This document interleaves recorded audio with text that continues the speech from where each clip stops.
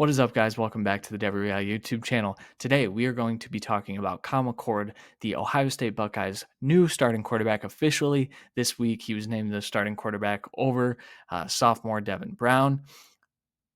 They've been pretty fortunate with their quarterback play over the last few years, so we're going to talk about if Kyle McCord is next in line to be one of those great quarterbacks. Hang with us during the intro. Make sure you like and subscribe while it's going, and we'll catch you on the other side.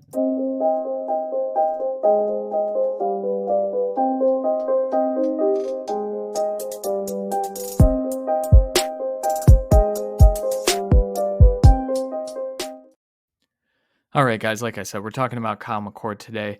A lot of Ohio State fans were a little panicky. I reside in Columbus, and the caveat here is that I am not an Ohio State Buckeyes fan.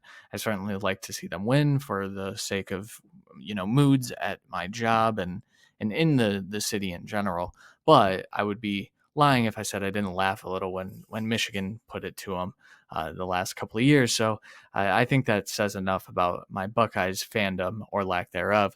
But a lot of people see Columbus in my Twitter bio and like to just point at that. There's no bias coming into this, but I did study him. I did a full breakdown of his week one game, and then I watched the second game. I haven't done a breakdown of that yet, but there are some good things about Kyle McCord's film. There are certainly some reasons to be a little skeptical that he's going to be this next great, but I think when we're talking about, a guy that has had one meaningful start, and it was kind of like against Akron, I think, 2 years ago. I think he's got a good base. There's a lot of good things on this film. So we're going to talk about the strengths, weaknesses, things like that, outlook for this year. But first, let's start with the player stats. 34 of 53, 497 yards, 9.7 adjusted yards per attempt. That's a good number. We're looking for really 9.5 or higher. 10 is ideal. And I think we'll get there with Kyle McCord, especially since he had that rocky week one. 3 touchdowns, 1 interception. The interception was kind of weird. His primary read got knocked out of the play entirely. And I believe it was a 4th and 1 or 4th and 2 on a bootleg action. And he kind of throws across his body. He makes a bad decision, but it wasn't a really good route concept either. Safety read it. But, I would say I'd feel comfortable with that type of interception because I don't think it's, one of those, oh crap, this guy can't play. It was more of, I trust my arm talent and I think I can get this ball there. He just misjudged that. And I think that, he'll learn those things. He'll understand the windows that he can fit things into. I truly don't think he saw the safety on the interception, to be honest. But like I said, a lot of people were panicking after that first game. He came back. Week 2 was Youngstown State, a little bit easier than in Indiana defense that played pretty inspired against Ohio State, but still looked much better. He was hitting the ball downfield. I think that was one complaint with his week 1 film, is that he wasn't challenging the defense. We'll talk about that a little bit in the areas of improvement. Player stats continued. So 2.63 seconds for time to throw. That's really good. That's, going through his reads fairly quickly. That's, one of the better quarterbacks in the Big Ten with the minimum, snap count or drop back count. He's doing a pretty good job in this aspect. 3 big time throws per Pro Football Focus. Well, all of these stats are actually per Pro Football Focus. But the reason I bring 3 big time throws up, I don't really put a whole lot of stock into this, but JJ McCarthy over at Michigan, who's my QB3 for the 2024 class, he's only got 5 big time throws through 2 weeks. So I think Kyle McCord's kind of right there in terms of, making throws into tight windows. And that's kind of what a big time throw is. It's making a throw into a tight window on a key down, things like that. Deep throws often count as big time throws. Kyle McCord has 3 of them. 9.9 average depth of target. So he's pushing the ball downfield. And, you wouldn't think it from that first week. 9.9 is a really good ADOT. It's, one of the better ones, again, in the Big Ten. He's, pushing the ball to Marvin Harrison. I think really in this last game, it kind of pushed this up, but that's what we expect from this Ohio State offense. They stretch the field vertically. They like to get Marvin the ball downfield instead of let him work underneath in space. And Kyle McCord has been able to, succeed for the most part with a higher ADOT, which is good to see from a young quarterback. The bad, though, 42.1 passing grade when blitzed. So this Ohio State offensive line is certainly not where it has been over the last couple of years. Do I think they'll get better throughout the year? Yeah, probably. But I will say this is the most pressure I've seen from an Ohio State line in the Ryan Day era. Justin Fields always had a ton of time to throw. I think CJ Stroud also had a ton of time to throw. Kyle McCord hasn't been afforded that. And I am curious to see what that looks like when he plays or when they play a very talented defensive line that can really get after it, when they're able to get pressure with four. I think that will be an issue in those games, but I think we've got some time before we get there. Notre Dame has a good defensive line in week 4, so that's a matchup to keep an eye on. But he's got to be able to play when he's blitzed, because I think that teams will send pressure his way based on that offensive line play. Strengths. So, arm talent. This is an interesting one because I was tweeting about Kyle McCord after I watched that first film, and I said, he's got NFL arm strength. He's driving the football. He's making opposite hash throws, to the corner of the end zone. Outside the numbers throws from the opposite hash. It's stuff you like to see. He does fit into tight windows fairly well. He drives the football, but he also can play with a little bit of touch too. I think his throwing on the run, his mechanics get a little weird when he's out on the run, but overall he's fairly accurate when he's out in space. And I think he has a little more mobility than we anticipated. I think that was the draw of Devin Brown winning the job, is that he had more mobility, and I certainly think he does. But Kyle McCord's a pretty good athlete in his own right. There's a reason this kid was a 5-star. I think people forget Kyle McCord was a 5-star quarterback that was set to potentially take that job from CJ Stroud. That didn't happen, but here we are now.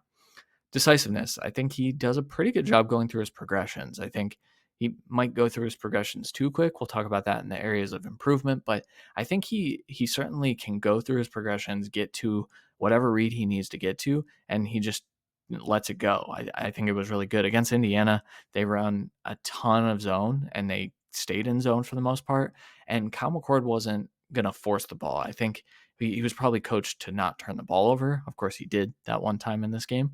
But I do think that there was something to be said about, okay, I'm looking at a boxed, 4x3 receivers to DBs on the left side.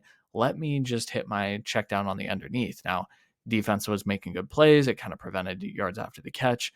But I think he did a good job in just distributing the ball, being that point guard. I think he did a fantastic job at that, actually.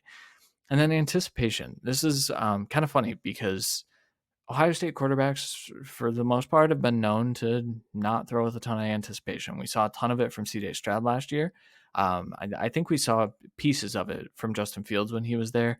But Kyle McCord, in the first game, he started the meaningful game this year. He threw with anticipation. I highlighted it. It was actually an incompletion, a bad throw, but the notion that he was willing to start his throwing motion where he did, as you can see on the screen here. So this is part of what I broke down. Kyle McCord is almost halfway. He's almost letting the ball go. The receiver hasn't gotten out of his break. The throw, and we'll talk about in the areas of improvement, timing, and making sure he's on the same page with his receivers.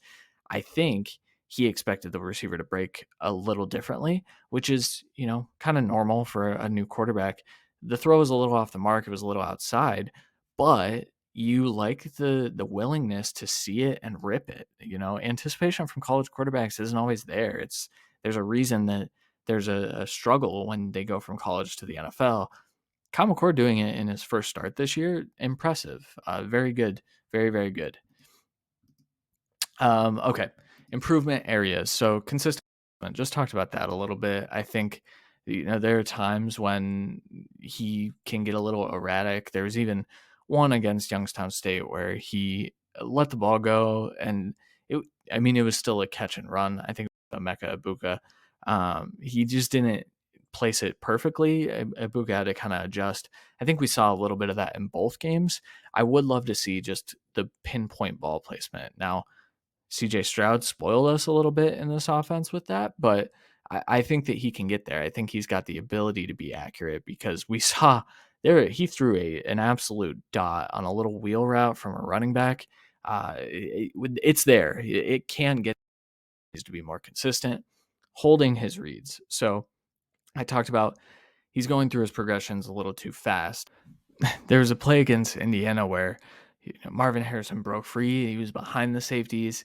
And I think Kyle McCord had already moved on to his check down. And so I think what we want to see is him being more confident that he's gonna see that guy break open. That comes with the anticipation. I highlighted that as a strength of his. I think that anticipating where the coverage is gonna go is the next step in that. But overall, I mean, if he holds his reads a little bit longer, he's got to make pinpoint throws. And so I think that that's part of it too, where he was just comfortable not turning the ball over. That's okay, but I think we do need to see him be a little more aggressive, push the ball a little bit more. We saw more inklings of it in week 2. We just need to see that continue to build. And along with all that, confidence. This kid just finally got named the official starting quarterback from now till the end of the year. I don't think we're going to see much of Devin Brown through the rest of the season. Now, he might come in for special packages or whatnot, but I think this is Kyle McCord's team. I think Kyle McCord knows that now. And so I think building confidence is just going to come naturally at this point, but it's definitely something to keep an eye on. 2023 outlook. So I texted my one buddy, said, well, did we mess up in letting Ewers go for CJ Stroud to keep CJ Stroud? And I said, I, no, I think there's a chance that Kyle McCord is better than Quinn Ewers. So I think you're in good shape. And he said, really? And I said, I think so. I think that there's a chance that Kyle McCord turns into a fantastic quarterback. Now, does he have a lot of work to do to get there? Absolutely. We don't have a huge sample size. And what we have is, good. It's not great. It's not certainly the next great Ohio State quarterback on film yet. But if you remember, if we go back 2 years, CJ Stroud looked pretty pedestrian in that first game. And then he looked a little better in the second game. We've seen this now. That's what just happened with Kyle McCord. I think we're going to see this kid continue his trajectory upward. It's really tough to be bad in the Ohio State offense. I don't see bad as an outcome. Maybe he doesn't reach those, high first round draft pick levels, but I also think that there's a body of work that could get there. And so I'm excited about Kyle McCord. I think that he is certainly an NFL quarterback at some point. I think he's got an NFL arm. I think he's got a lot of the tools that NFL teams are looking for. And he's going to have the counting stats. I think he'll probably be in the Heisman race when all is said and done this year, simply because he's got, 2 of the best receivers, maybe 4 or 5 of the best receivers in the country on his side. So yeah, that's kind of what I think of Kyle McCord. Drop a comment. Let me know what you think. I know Buckeyes fans were a little skeptical that he was any good after 1 week, and they're still a little skeptical because of the second half against Youngstown State. But I'm feeling better about the Ohio State quarterback room than Ohio State fans. Let's put it that way. So drop a comment. Let me know what you think. Make sure you like and subscribe. Thank you guys for watching. We'll talk to you guys next time.